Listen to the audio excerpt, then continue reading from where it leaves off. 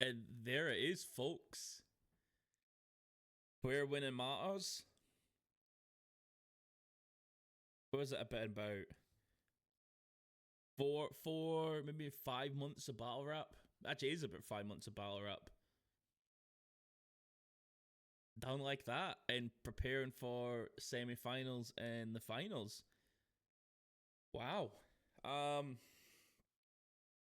normally have some sort of pun thing to go here, but like, this has been a massive achievement from Premier Battles to be able to facilitate this, to be able to sort it out, to be able to prepare for something like this. This takes time, takes effort, takes money. A lot goes into something like this, and I hope we don't forget about this. I hope, like, even for example, the last tournament that was on Twitch, although maybe because it was part of the pandemic and whatnot, we kind of just skipped past that a little bit. So I hope we don't forget that this happened, and basically the chokehold that this then had for battle rap for the first 5 months of 2026. So I guess with that being said, the last weekly episode of Where Winning Matters, they might do a recap of the entire thing at some point. I don't know, maybe next week it'd be fitting, but yeah. With all that being said, a little end of the journey before we get to the end of the tourney. Bars. Let's get into it. Where Winning Mars, episode 14 recap. I must not give in to these fantasies of weakness. Doubtless this is some charm laid on me by an evil shaman, evil sorcerer. Only the chase has meaning. Yeah. Keep running. Yeah. Yo. Look, I'm in the outback where it's spooky. Wildcats still pursue me like owls do to the rats and the clouds do when I'm moody. Proud dads to Suzukis. You backed out and amuse me. I'm good hair from I tear your whole crown flat. From I'm in the outback with no neighbors. Giant snakes and the gators. You feel fear in your veins ever since the moment you came in. Heat raises the stakes and big meat is the fragrance. I reign here from a day you to doubt that. From I'm in the outback with my chest out, I'm the best out. Who's next? Put you through the test, do to chew your neck out. When you eat through tube and bed bound, from I eat mountains for breakfast. Keep rounds in these Yo, shout out to everybody out there who's watching this, subscribe to the channel, he's doing big things. My man Cammy, it's your man Caps, aka Angry Fan Man. We up out of here, man. Hey yo, what is good? We are here, back at it like crack addicts. Oh my god, this was probably, I keep saying it, this might have been the best week of the Premier Battles tournament. Every battle lived up to standard. Every battle was close. There's arguments from pretty much every battle across the whole front yard, like the whole show. I like this little venue bit. I know they were saying there's a little problems with it, like the acoustics and all that weren't the best, but it served a purpose, and especially when what happened with Premier Battles, like with the Feel Weird Studio, like this served a purpose. So like shout out to wherever this was.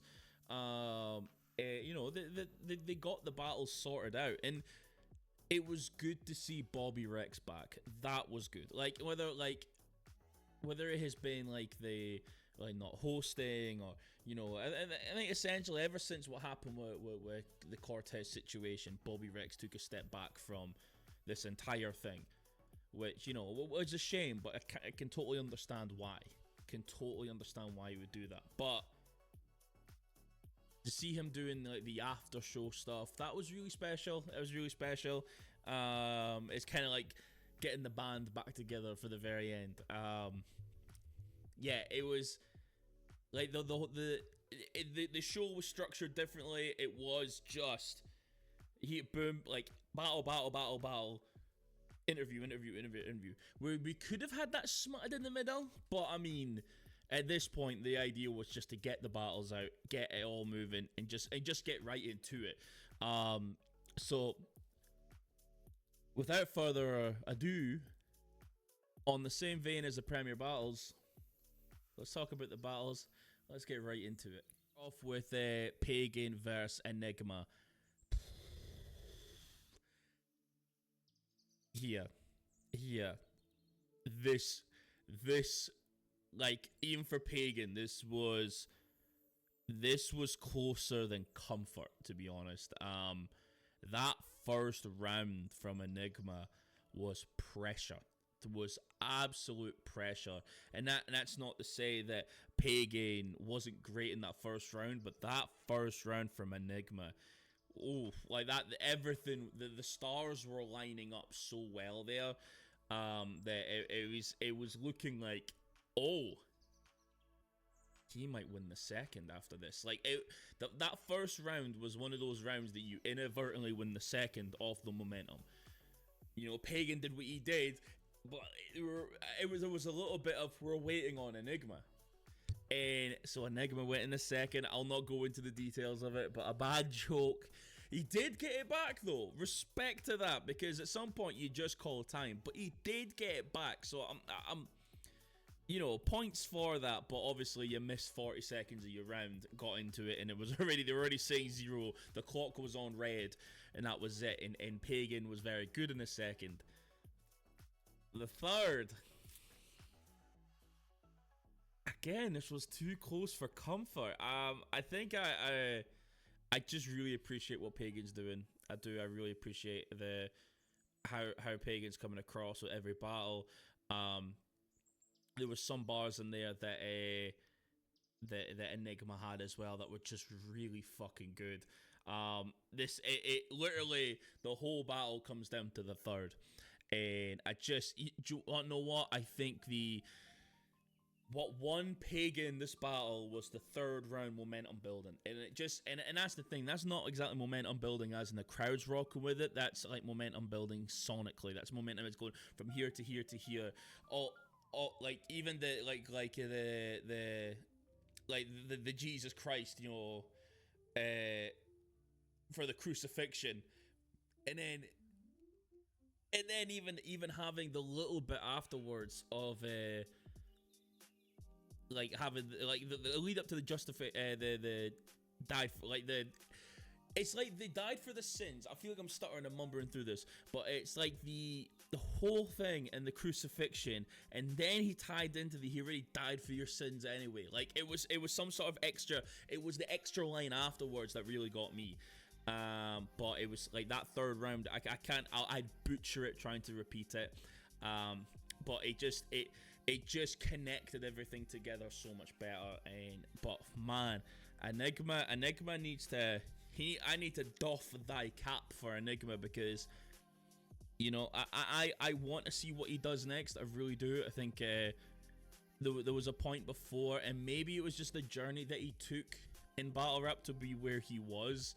So you've got to think that, you know, there's very few battle rappers that if they don't go through the proper process actually become like established like that. So, you know, taking out a Maverick out of that position, but you get someone like Enigma, and what Enigma was doing in Beast Anglia is he was rapping.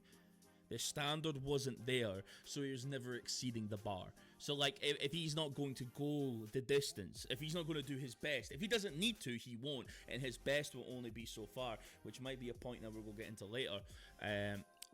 But now that he's been at a point where the people around him are doing very well, he's exceeding himself, and he's totally went above and beyond where his barrier was, and whether it's the sky's the limit or wherever he goes next, he done so much in this battle and needs rewarded for that. He needs a big battle, or at least on a big performance, like a big event or so. He needs something. Whether you give him, Christ, you can give him gassed buff on the Manchester card at the end of the year, or you know, you give him some sort of reward battle, I guess. A villain's return, I don't know, like just something that says that we appreciate you. This is open the gate, you know what I mean? Let him through. But really good from both him and really good from Pagan. Close though, real close. Sam Hypes versus Briggsy. We'll do that one, right? You know what, Briggsy, we've been playing this up a little bit through the back and forth on Twitter and whatnot. Again, it's all been played up. It's nothing is ever serious or anything like that, or nothing. Like, Briggsy's been a lot of fun going through it, and you know, this heel turn, and you want to know what? There's probably, you know, I noticed as well, the heel turn sort of starts in March, like at least the end of March. He basically had like a month of being a heel, right? Because he knew he lost by like by the, like, you could, when he's going over sorry he knew he lost. Like, the face turn was at the very end of that battle, but if the battle happens in March, he's chatting shit from the start of April. He knew that he lost, so he was just having fun, and it was so fucking entertaining. It was so entertaining. Like, so salute to Briggsy on that one. I would probably give Briggsy the third, because I like the Kanye, the, you know, the gold digger leading to Kanye, the diamond thing, and I just love how that connected, and it's the shit I love from Briggsy. And you know, Briggsy has some of the as a punchliner, has some of the best concepts going into these things, and where he's, I don't know where he's pulled that from, bringing up a Kanye reference to then talk about how it was sampled, to then relate that to Sam. Again, that's real. It's a different form of digging, where you know, might say that Hamill does his research and digs in for his opponents. Like Briggsy's finding the concepts, and they're not reaches, but he's finding the concepts through different means, and that's one of the things that makes Rum Nitty so great. Is like, you don't actually know where the punch is going, but then it's catered to you. Like, it's like you should have seen it coming. It was really good, but I think I would say in general, a bit stuttery, mumbly at times, but you know, Sam just had the glow. Sam had the glow. Now they did say that Sam goes more bar for bar. I would never have said Sam exactly goes bar for bar with anyone. I think Sam, though, he does this. I would have said before that Sam does this thing where he compares himself to the other person, and it's just, and like posh, like very much like Quicksilver. You posh cunt. You boo boo boo boo boo. I am this. You do do do do do. Like he would have jokes or whatever, but it was very much the I am the super baby face, like working class lad, and I have to tell these bad rich guys straight, and it wasn't quite working. Like, that was always, I never thought of him as a puncher, as per se. Briggsy, more of a puncher. I wouldn't have put Sam in that category, but you know, when Sam ditches that, the I don't want to call it the struggle raps, but kind of like the, you know, the you never been through hardships angles that he takes quite a lot in battles. When he gets rid of that and then goes for something else, it's so entertaining. Man, he did so fucking well. And rightfully deserving to be in the semi-finals. I think it's... I'll get to what the battles actually are. I think it's Sam Hypes and DeBark and Pagan versus Dub T, if I'm correct in saying. Spoiler. But I do give it to Sam Hypes 2-1.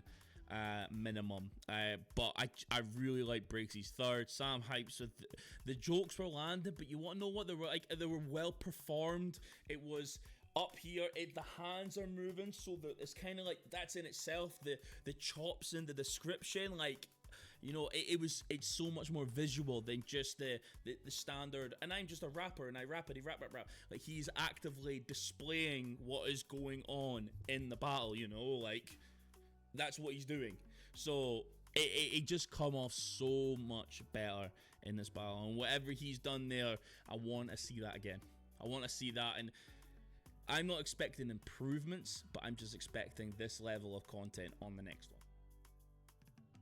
Dub T versus Quicksilver. Now I watched this battle, like the stream has just finished like an hour or so ago, as I'm gathering my thoughts together and stuff.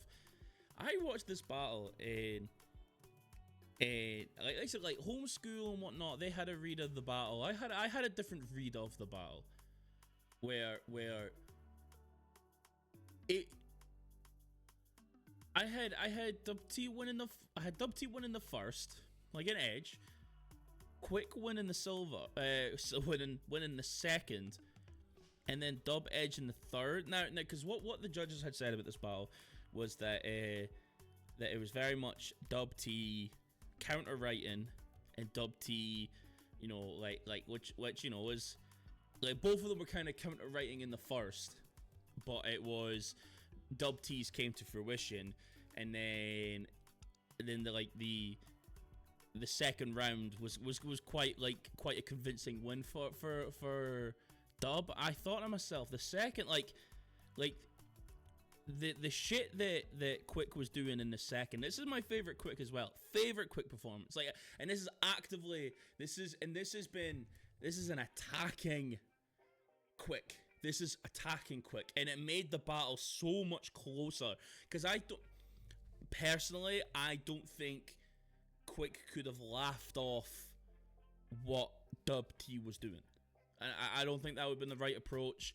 I know Briggsy has talked about it, winning the room with jokes and whatnot. I just don't think it would have landed. I think there has to be a certain amount of people for that to work. Because are they going to pop like that? Like you can have every joke, but only one of them's going to land. Like every joke in the world, only one of them's actually going to be the joke that we remember from. You know, like for example, Caveman versus Frost. You're like Triple H in SummerSlam in 1999 because I don't watch wrestling. Like that's what we remember from that battle.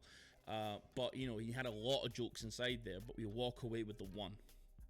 So it's one of those things where you kind of have to fit the jokes in between the material. Just personally speaking, very excited to see how Dub deals with Pagan. I think what is great about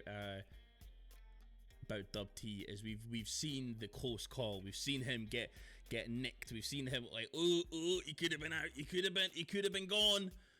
And we've seen the close call, and now we want a bit of a resurgence in Dub. However, one thing I do want to say, as much as we've given the battle and whatnot to Dub, and there is this narrative going around, and there's a few things going on. There is this narrative going around that Dub T can do so much better than what he's doing. Now, I wonder, on a personal level, I wonder if that's a little bit getting to him as well. And I not spoke to him about it, and I'm sure I could just message him, ask him about this. Because if you're writing the shit that you think is the best of what you've got, and you have everyone telling you that you can do better, and that you've kind of phoned it in a bit, but you're winning still, that must be really frustrating. So I could kind of see, I'm over here writing some of the best wrestling bars, name flips, all this stuff, and everyone's telling me that I'm not doing the best of what I can do. That'll be frustrating, and that's been one of these stories as well with Dub T that's made it interesting that he is winning, but it's kind of like if you're watching wrestling matches, it's like it's like Darby Allin in AEW, and it's like he's winning, he's currently the champion, winning off the skin of his teeth every single time. He's just what they're all bringing their best shit for him.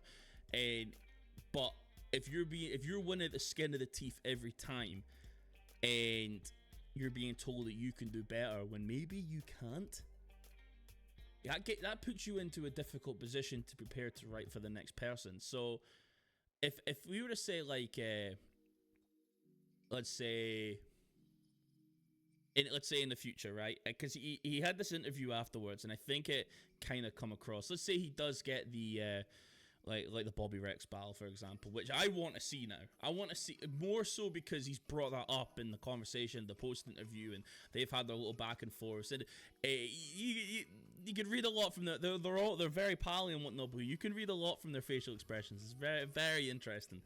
And you know, one of the things that Dub had said is like he was in the tournament because like there was an opportunity to battle people that I wouldn't normally battle. For example, Bobby Rex and Visual and Bizzle possibly, and they all didn't do the tournament. And who's he battled? It's been Dojo, Red Wolf, Kick Nelly, Crow, Quick. You know, and it's like there's not been the big opportunity for him. Now, there's a way to spin that, and it was Bobby's response is very interesting as well. It's like, surely it's about the 3K, surely it's about this. Like, there is a way to go around this. Could there be an argument now that Dub is king of the short circuit? King of the rats?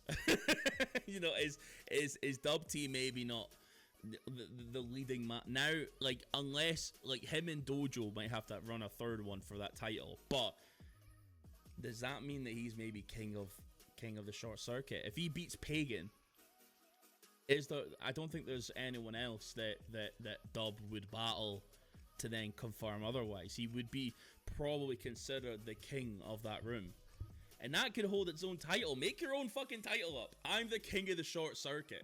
Like, I'm that guy. Like, it'd be an interesting way to approach it, but it's just the way that he named them all. Went, oh, these are all your peers. These are not.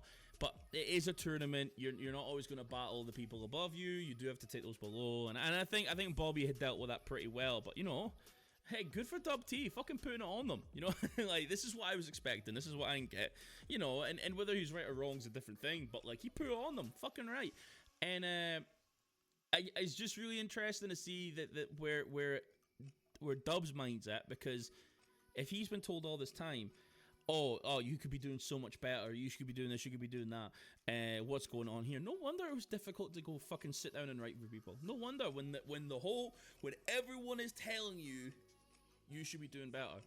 And it's like, but I'm literally writing the best 6 days I can. This is the shit that I'm happy with, and you're telling me it's not good enough. And that's difficult. That is difficult. So, like, I actually maybe see it more on Dub's end of being like why he'd be a little bit frustrated and why he is the way that he is. Versus like how Bobby's response, Premier Battle's response, that kind of thing, just very interesting, and it's more character development for Dub T, because Dub T, through this whole tournament, Dub T has been one of the main characters. He's been one of the main characters, but he's also battling another main character in Pagan, which it'll be very, very exciting to see happen. So. Quick was very good.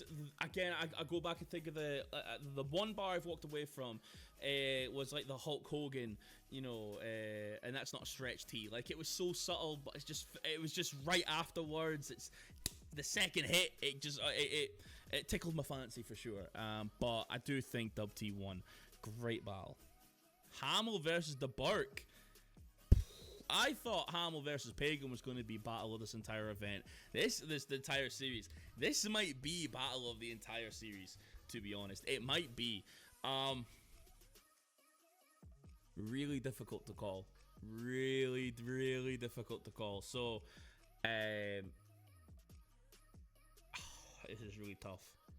I really liked Hamill's third. You know what? Let's do it like this. I think Hamill got the first, and you know, the third is debatable anyway. And the second I would have given to Burke. But you know what? No one lost that battle. Nobody lost. This is not one of those where people are, oh, and a clear victory and whatever. No, this is total preference, and for real. Like I almost would say that I preferred what Hamill was doing, but I also would want to take my bias away in saying that the Burke wasn't just incredible, and the Burke, if anything, the Burke just covered so many other bases, you know, so many. It was like Hamill does the shit I love. But the Burke did everything. The Burke had a bit of this here, and a bit of that there, a bit of this here, a bit of that there, and had a full picture of Hamill by the end of the battle, where Hamill is very much like fucking precision, and you know, it just beautiful work. And so I totally get why the Burke won that battle, and that's what was that the Burke versus Sam Hypes. That's not bad. Like I mean, if I was to say who I think's gonna win that, like I would probably say the Burke in comparison to the performances. Like Sam Hypes is not going into this like a top guy or anything like that. These are all peers. These at this point where the top 16 has passed the quarterfinals, these are all peers. Sam Hypes cannot put veteranship over people. He cannot do that. And I just in comparison to performances, I just think this was a bit better. Pagan and Dub T, I might even edge the do I edge the Pagan? That's two main characters battling. That's a tough one. I'd have to really think about that one. Well, when I do a predictions of this entire event, we'll talk about it then, okay? But this was incredible. And Christ, actually, while we're there, Slimbuck versus Hamill. What the fuck are we doing? What the fuck are we doing? What the fuck are we doing? I thought we were protecting the talent. We were protecting everyone. We wouldn't just give everyone that. We see what happened with Georgie Roots and Tony D. We see what happened with him. We see what happened with all these guys when they just get these big battles. And you give Hamill the fucking face. The face of the culture. The face of UK battle rap. You give...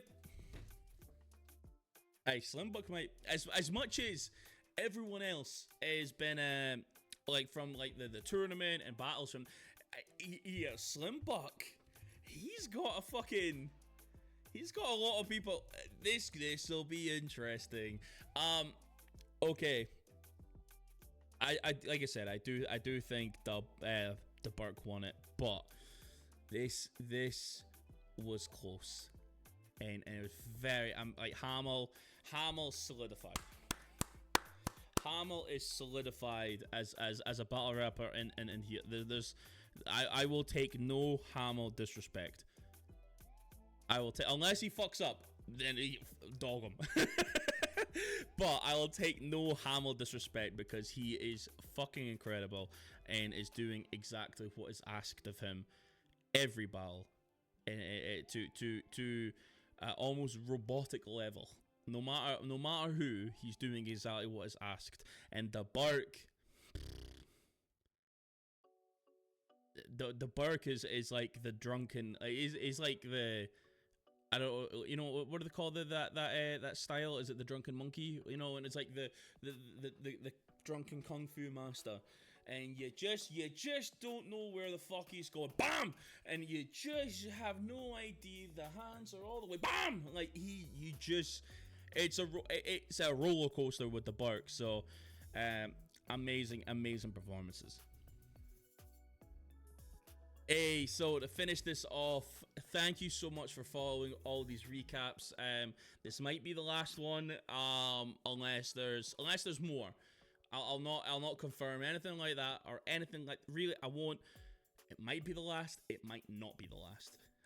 But we'll see what happens. But this has been some journey, and I think we need to make sure to put respect on Premier Battles for doing what they do every single time. With that being said, thank you for checking out all these. I've actually just put all this in a playlist of all the recaps, almost like it's like a, what you call it, like a time capsule, like a space and time where we just went over all the battles. And so with that being said, Cammygbr, we have been here. Catch you on the next video, whatever that is. Peace.